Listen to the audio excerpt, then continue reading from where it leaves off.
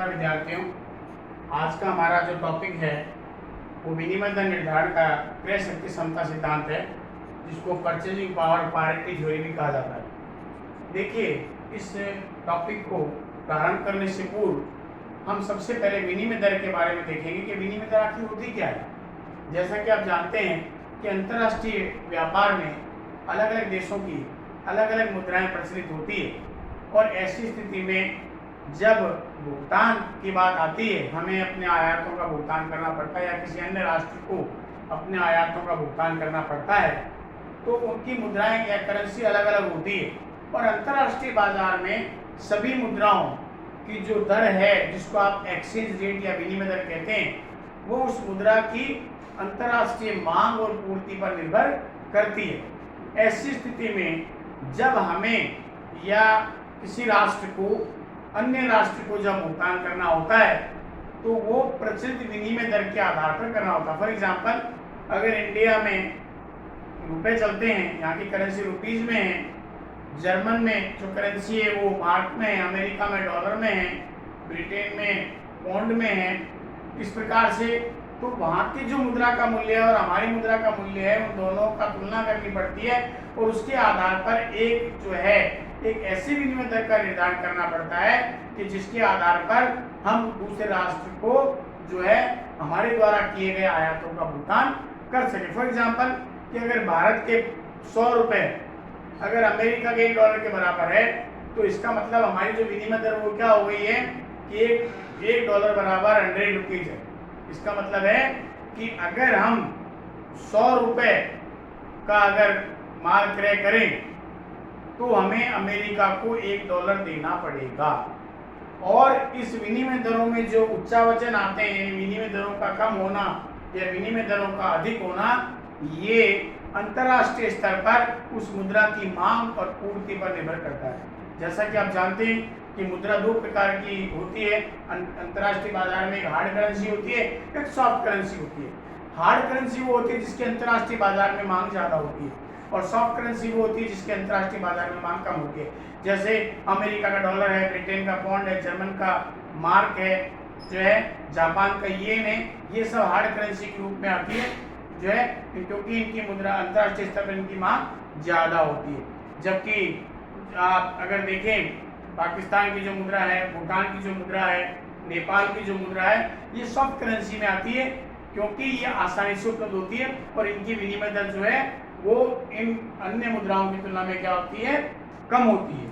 तो आज हम उसी टॉपिक पर हम चर्चा कर रहे हैं कि how to determine the exchange rate in the international market. अंतर्राष्ट्रीय बाजार में विनिमय दर का निर्धारण कैसे होता है। अगर हम सिंपल तरीके से देखें तो हम कहेंगे, चाहे वो वस्तु है चाहे वो मुद्रा है, सभी का जो विनिमय दर का जो निर्धारण है, यानी जो उसका मूल्य निर्धारण होता है, वो मांग और पूर्ति के संतुलन द्वारा होता है। क्योंकि आपको मालूम होना चाहिए कि प्राइस के डिटर्मिनेशन में जो है दो ही मार्केट फोर्सेस काम करती है, one is demand and another is the supply. तो हम आज इस पर देख रहे हैं कि वैसे तो सामान्य जो मांग पूर्ति का जो सिद्धांत है वो भी विनिमय दर का निर्धारण करता है, लेकिन सबसे बेस्ट जो थ्योरी मानी जाती है वो क्रय शक्ति समता सिद्धांत है, यानी परचेजिंग पावर पैरिटी थ्योरी है। क्या होता है उसमें ये कहा गया है, क्रय शक्ति समता सिद्धांत के अंतर्गत ये कहा गया है कि exchange rate between the two countries depend upon the division of the internal purchasing power. यानी दो राष्ट्रों के बीच में जो अंतर्राष्ट्रीय स्तर पर जो विनिमय दर का जो निर्धारण है या विनिमय दर जो निर्भर करती है, वह उस राष्ट्र की आंतरिक क्रय शक्ति का भागफल होती है, यानी उसका डिवीजन होती है। It is called purchasing power parity theory, और यही क्या कहलाती है, क्रय शक्ति समता सिद्धांत कहलाती है। ये थ्योरी किसने दी थी? इस थ्योरी का जो प्रतिपादन है, जो सिद्धांत दिया गया, वो जो है गॉस्टिक कौशल द्वारा, स्वीडन के अर्थशास्त्री थे गॉस्टिक कौशल द्वारा जो दिया गया था, और उन्होंने इस सिद्धांत को स्पष्ट करते हुए लिखा है कि the exchange rate between the two countries depend upon the division of purchasing power. यानी उन्होंने बताया कि दो राष्ट्रों के मध्य विनिमय दर जो है उन दोनों राष्ट्रों की क्रय शक्ति क्षमता जो है उसके भागफल पर निर्भर करती है। इसका मतलब ये है, उसी प्रकार से जॉन मेनार्ड कीन्स ने जो है क्रय शक्ति समता सिद्धांत को स्पष्ट करते हुए लिखा है कि the exchange rate change between the two countries depend upon the change in international index। यानी उन्होंने बताया कि दो राष्ट्रों के मध्य यदि विनिमय दरों में परिवर्तन आता है तो वो किस पर निर्भर करेगा, वह दोनों राष्ट्रों के अंतरराष्ट्रीय सूचकांक इंडेक्स नंबर पर निर्भर करेगा। और इंडेक्स नंबर आप स्टैटिस्टिक्स में पढ़ेंगे, लेकिन फिर भी मैं बता देता हूँ इंडेक्स नंबर क्या होते हैं। सूचकांक एक विशेष प्रकार के माध्य होते हैं जिन्हें प्रतिशतों में व्यक्त किया जाता है। उसी प्रकार से थॉमस ने जो है परचेजिंग पावर पैरिटी थ्योरी को स्पष्ट करते हुए लिखा है, the exchange rate determined where purchasing power of two countries are equal. यानी उन्होंने बताया कि दो राष्ट्रों के मध्य विनिमय दर का निर्धारण उस बिंदु पर होगा जहां पर दोनों राष्ट्रों की क्रय क्षमता एक दूसरे के बराबर होगी। इसका तात्पर्य यह है कि अगर भारत की एक निश्चित मुद्रा को ले लिया जाए और जर्मनी की एक निश्चित मुद्रा को ले लिया जाए, उसके आधार पर यह तय किया जाए कि भारत में जो निश्चित मुद्रा हमने ली है उससे एक वस्तु का समूह अगर हम क्रय कर रहे हैं और जर्मनी में की जो प्रचलित मुद्रा है उसकी जो एक निश्चित मात्रा है उससे हम जो वस्तु का समूह जो क्रय कर रहे हैं जर्मनी में, तो उन दोनों में क्या समानता है। यानी वो ग्रुप अगर इंडिया में खरीदें तो अगर इंडिया में करेंसी जैसे रुपी चलते हैं तो वो कितने में आएगा, और अगर हम वो पूरा का पूरा ग्रुप अगर हम जर्मनी से खरीदें और जर्मनी में जैसा कि आपको पता है जर्मनी में मार्क चलता है तो वो कितने में आएगा। और उन दोनों की समानता को लेते हुए हम विनिमय दर का निर्धारण जो है वो कर सकते हैं, और विनिमय दर के निर्धारण के आधार पर ही अंतर्राष्ट्रीय भुगतान जो है वो किए जाते हैं। हर राष्ट्र प्रत्येक राष्ट्र चाहता है कि उसकी विनिमय दर अन्य राष्ट्रों की तुलना में ज्यादा हो, यानी वो अपनी विनिमय दर को ऊंचा बनाए रखने का प्रयास करता है। लेकिन ऐसा देखा गया है कि जहां विकासशील देश है उनकी विनिमय दर विकसित राष्ट्रों की तुलना में कम होती है, और उसका रीजन ये होता है कि उनको भारी मात्रा में विकास कार्यों के लिए आयात ज्यादा करना पड़ता है जबकि निर्यात कम करना पड़ता है। इसलिए उनके पास में विदेशी मुद्रा के भंडार कम होते हैं, यानी निर्यात उनके द्वारा कम किए जाते हैं और आयात ज्यादा किए जाते हैं। तो ऐसी स्थिति में जो है उनके पास में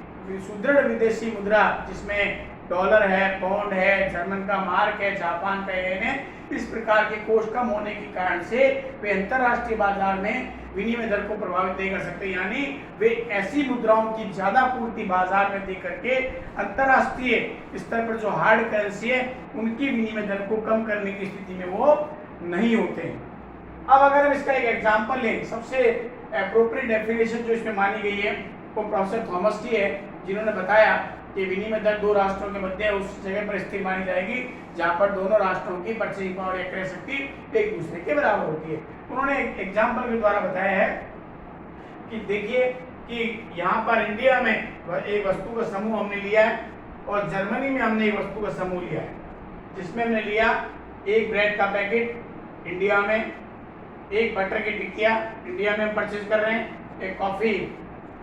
की जो डिब्बी है टिन जिसको बोलते हैं वो हम परचेज कर रहे हैं, और आधा लीटर मिल्क की बोतल या दूध की बोतल उतनी सेम मात्रा हम जर्मनी में ले रहे हैं। अगर हम इसको इंडिया में क्रय करें तो हमें उसका मूल्य ₹8 है। 8 रुपए में ये सारी वस्तु का समूह हम क्रय कर सकते हैं, और अगर जर्मनी में क्रय करें तो ये 2 मार्क के में हम क्रय कर सकते हैं। इसका तात्पर्य यह है कि ₹8 = 2 मार्क है। इसका मतलब भारत के 8 रुपए जर्मनी के 2 मार्क के बराबर है, या हम यूं कहते हैं इसको 8 के बराबर, 8 रुपए 2 मार्क के बराबर है, तो 1 रुपये किसके बराबर हो गया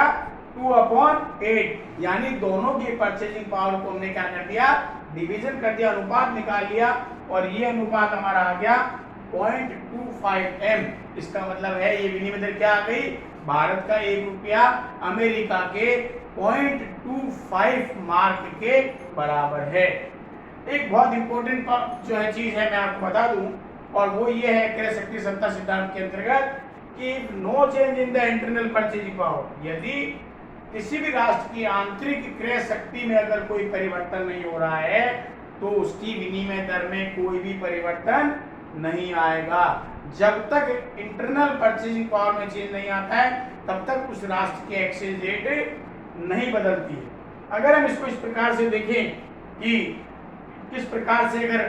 सूचकांकों में यानी इंडेक्स नंबर में, इंटरनेशनल इंडेक्स में अगर परिवर्तन होता है तो विनिमय दर किस प्रकार से परिवर्तित हो सकती है। हमने जो एग्जांपल लिया जो ये बता रहा है कि भारत का 1 रुपया जो है जर्मनी के 0.25 मार्क के बराबर है, और अगर इंडेक्स नंबर में परिवर्तन होगा तो विनिमय दर किस प्रकार से परिवर्तित होगी। देखिएगा यहाँ पर हमने लिखी कि पुरानी विनिमय दर जो है वो है ₹1 = 0.25 M, और नए इंडेक्स इंडिया के और जर्मनी के हम दिखा रहे हैं 200 और 400। अब अगर हमें जो है नई विनिमय दर निकालनी तो उसका फॉर्मूला क्या होगा, new exchange rate equal to होगा ओल्ड एक्सचेंज रेट को इंडिया का जो इंडेक्स नंबर है उससे मल्टीप्लाई कर दीजिएगा equal to old exchange rate of the Germany and the multiply by index new index number of the Germany. अब आप देखिएगा यहाँ पर भारत का 1 रुपया था, नया इंडेक्स 200 था, इक्वल टू जो है हमारा आ रहा है कि 0.25 जर्मन का मार्क था, नया जो इंडेक्स उसका आ रहा है वो 400 है, और अगर हम मल्टीप्लाई करें तो हो जाएगा 200 इक्वल टू 100, या हम यूं कहते हैं ₹1 इक्वल टू 0.50 मार्क। इसका मतलब है कि अंतरराष्ट्रीय निर्देशांक बदलने पर यहाँ पर विनिमय दर बदल गई है। तो इसका मतलब ये है कि क्या बता रहा है ये कि it is clear that the value of the Germany जो mark decrease due to the inflation, यानी यहाँ पर जर्मन मार्क की विनिमय दर कमजोर पड़ रही है, गिर रही है, उसका कारण है इन्फ्लेशन, यानी वहां पर वस्तुओं का मूल्य जो है तेजी से बढ़ रहा है। और आपको मालूम होना चाहिए इन्फ्लेशन एक ऐसा फिनोमिना है जिसके अंदर अगर मुद्रा की पूर्ति बढ़ जाती है तो उसके कारण से क्या होती है कि जनरल प्राइस लेवल वस्तु सेवा का मूल्य बढ़ता है, जबकि उसकी परचेजिंग पावर क्या होती है, कम हो जाती है। तो यहाँ देखिएगा पहले भारत का 1 रुपया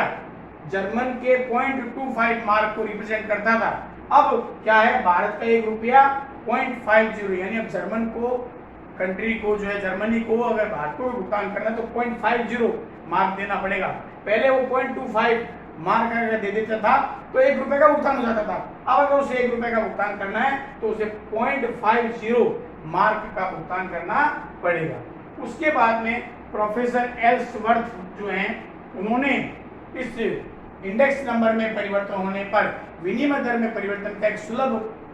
जो है फॉर्मूला दिया है, और उस फॉर्मूले के आधार पर भी आप इस प्रकार के परिवर्तन को जो है दर्शा सकते हैं या उसकी गणना कर सकते हैं। उनका फॉर्मूला ये था RP बराबर RB multiply by P1 upon P2। इसका मतलब क्या है, RB का मतलब क्या है, यहाँ RB का मतलब ये है कि परचेजिंग पावर पारिटी यानी क्रय शक्ति क्षमता, और RB का मतलब है ओल्ड एक्सचेंज रेट यानी पुरानी विनिमय दर क्या है वो होगी, और P1 का मतलब है index number of the equilibrium country यानी जो साम्य राष्ट्र है, संतुलित राष्ट्र है, उसका इंडेक्स नंबर क्या है वो होगा, और P2 का मतलब है अदर कंट्री जो है उसका इंडेक्स नंबर क्या होगा। फॉर एग्जाम्पल यहाँ हमारे देखिएगा RB 0.25 यानी जर्मनी की जो हमारी पुरानी विनिमय दर थी वो थी 0.25 मार्क। P1 का मतलब है जर्मनी का नया इंडेक्स 400, P2 का मतलब है new index of the India का जो नया इंडेक्स है वो कितना है 200 है। अगर हम तीनों की वैल्यू को रिप्लेस करें इन द फॉर्मूले में लगाएं तो आप देखेंगे कि किस प्रकार से आएगी। तो यहाँ देखिएगा यहाँ पर अगर हम इसको लगाते हैं जो है तो इसके आधार पर अगर हम निकालें तो इसको इस प्रकार से निकाल सकते हैं कि RB जो हमारा दे रखा है वो 0.25 है मल्टीप्लाई बाई P1 400 अपॉन 200, ये हो गया 0.50 M, यानी आपने यहाँ इस फॉर्मूले के आधार पर निकाला, लेकिन एल्सवर्थ ने जो फॉर्मूला दिया उसके आधार पर भी क्या कर सकते हैं, आप निर्देशांकों अथवा सूचकांकों में परिवर्तन होने पर जो है विनिमय दर में परिवर्तन को भी आप दिखा सकते हैं। इस प्रकार क्रय शक्ति समता सिद्धांत के आधार पर हम दो राष्ट्रों के मध्य विनिमय दर को ज्ञात कर सकते हैं।